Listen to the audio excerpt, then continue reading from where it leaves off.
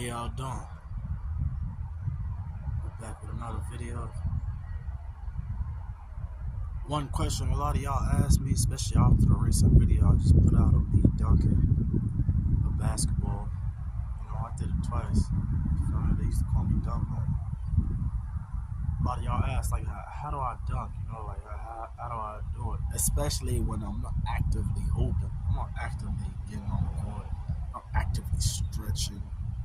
You know what I mean? Like, I'm not stretching to keep being an athlete. I'm just living. And it doesn't just come from height. Where it comes from is,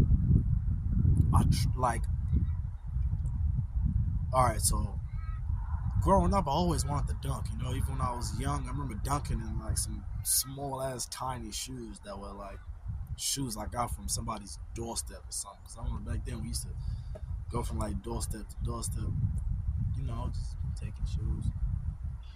Y'all let me know in the comments y'all ever did something like that. Just finding shoes out front of someone's house. We was taking them. Not only that, but I had a lot of homies too. I had hand-me-downs and stuff. So a lot of my homies was giving me their old shoes and stuff like that. So I remember being in school, like it started out really. It started early before I was even in high school. When I was in primary school, I used to go to the rec center, right? And at the rec center, like you got the ring. We would start out going and trying to run out and touch the ring, and we'd do it. I remember that used to be like, wow, if you could do that, you got hops. That's what they say. They say you got hops. They say you got bounce. So I guess I was one of the ones that just had that because I didn't always have the height. And even having the height isn't enough because I remember seeing so many tall people who had the height who still couldn't even dunk. They just don't have the coordination. You gotta have good hand. What do you call it? I think it's hand-eye coordination. You gotta just be well. It's all about like how you use your body. You know what I mean? Like respectfully, like it's all about how you use your body. And me growing up, how I use my body, I kept jumping and jumping and jumping, and that's how you build. That's how you work on yourself. Because back then we wasn't working out. I remember back then when I was young, working out was like one of the things where people would say, nah, you shouldn't work out while you're young. That's how you stunt your growth. That's what they say. They'd be like, nah, this is how you stunt your growth. Don't do that. It was damn near like foreign for young kids to go to the gym. Nowadays, you see everybody wants to go to the gym. I think that's just social media. Social media is making even the kids feel like they got to go to the gym even before. Well, actually, I can't even say before it's like meant for them to go because it's like they growing up with social media. They think they're meant to go young. They don't. No one's telling them like, yo, you can stunt your growth. You can stunt your growth. Like no one really talks like that.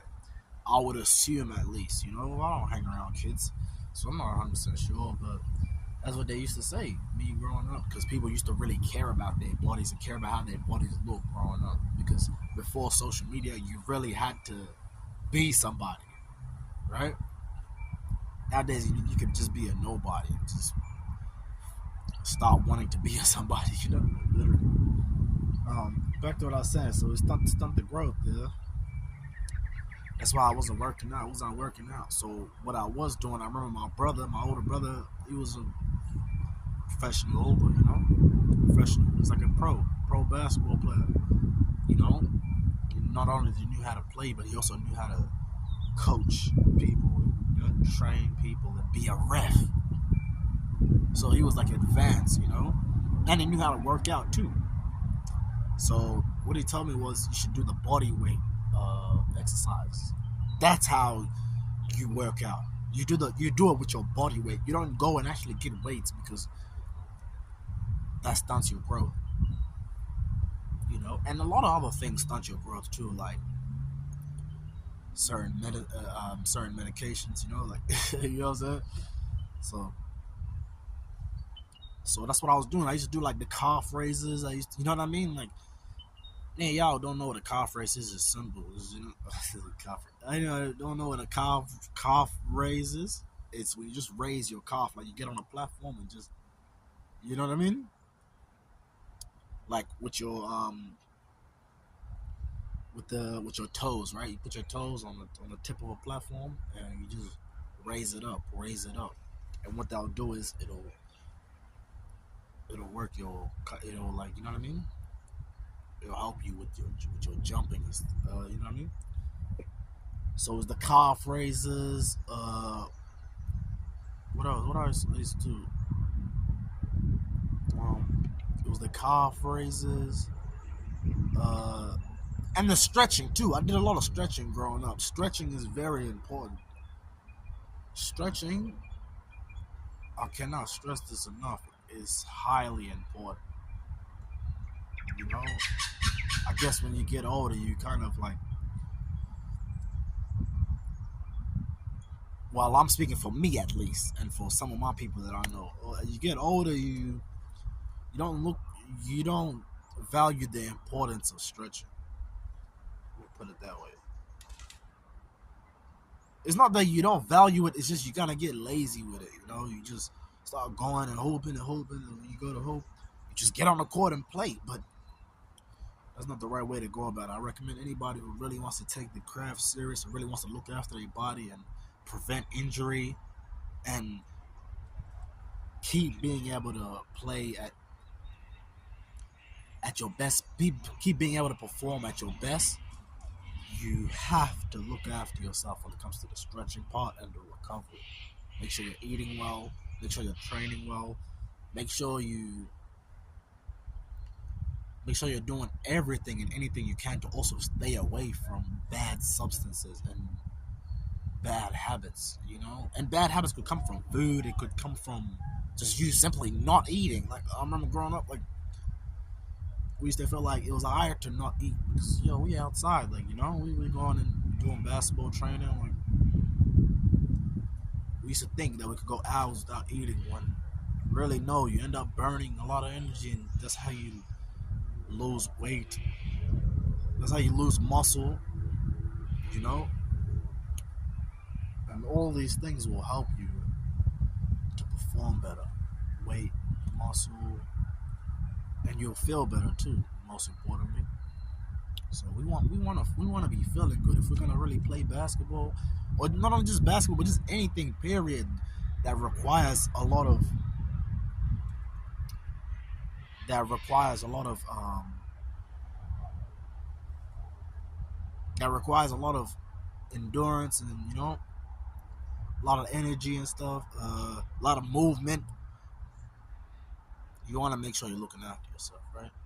So back to what I was saying with the dunking, like it started out touching the rim, and then I remember I used to get the homies throw an alley oop, throw an alley oop, just go under the ring, just get one of your homies, get one of your peoples, anybody, just stand under the ring and throw it, and try to get them to time it right, because if you time it right, you can simply just go and kind of like how you go and touch the rim without the basketball, you just go and tap the basketball in.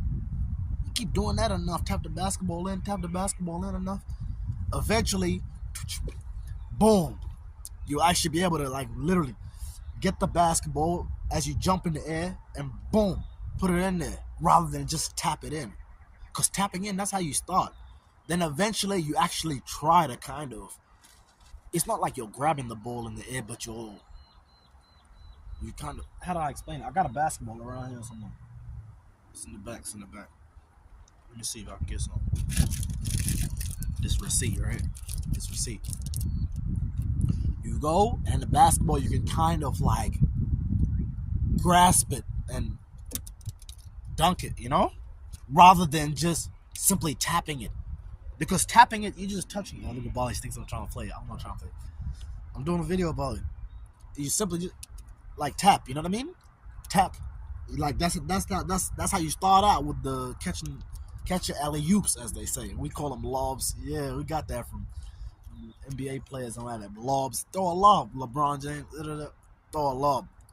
So you go up. Instead of tapping it in, you actually grab. You kind of like, because I'm trying to explain it like in the most. I'm trying to make as much sense as possible. You get it? And you actually try to, instead of tapping it, you grab it in the air with your fingertips. Yep. And then You know what I mean?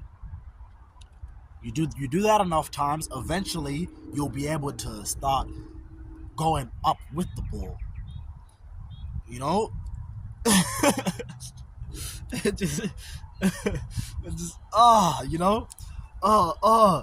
You guys want to know technique? Watch that video where I showed y'all me dunking. One of the techniques is not to necessarily run up with all your energy with the ball in your hand. One of the best techniques is have power steps.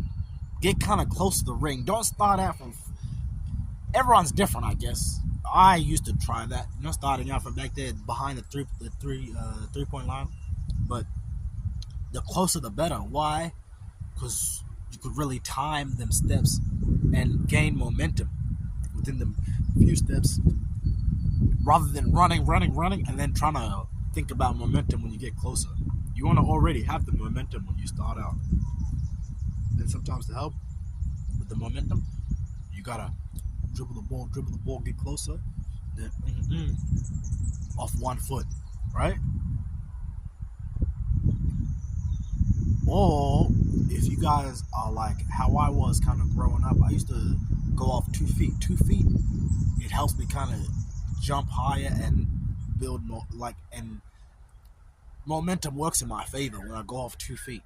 Okay, so going off 2 feet, you get closer, dribble, and you kind of you want to kind of hop into it. If you hop into it, you take a couple steps, walk up, and then hop into it, and you gain all that. It's kind of like bouncing off a trampoline, kind of. When you bouncing off a trampoline, it's those of y'all who bounce on a trampoline can kind of understand what I'm trying to say right now. You gotta kind of act like you kind of like move like you're jumping off a trampoline, and then eventually, like, go up there. You might get rim blocked a few times. The rim block is a good thing. At least you're getting rim blocked rather than the ball going out your hand or something like that. I'd rather get rim blocked or damn near get close to dunking it than to just completely fail, you know? So it starts off with rim blocking. You go and hit the ball on the rim. Keep doing that. Don't give up. You do that enough times, you'll be able to really go up. And some people, they have bigger hands. Some people have smaller hands, so they can really kind of grip the ball. Being able to grip the ball helps too. So that's just some advice. Thank y'all for watching. Y'all Sudo only with blood.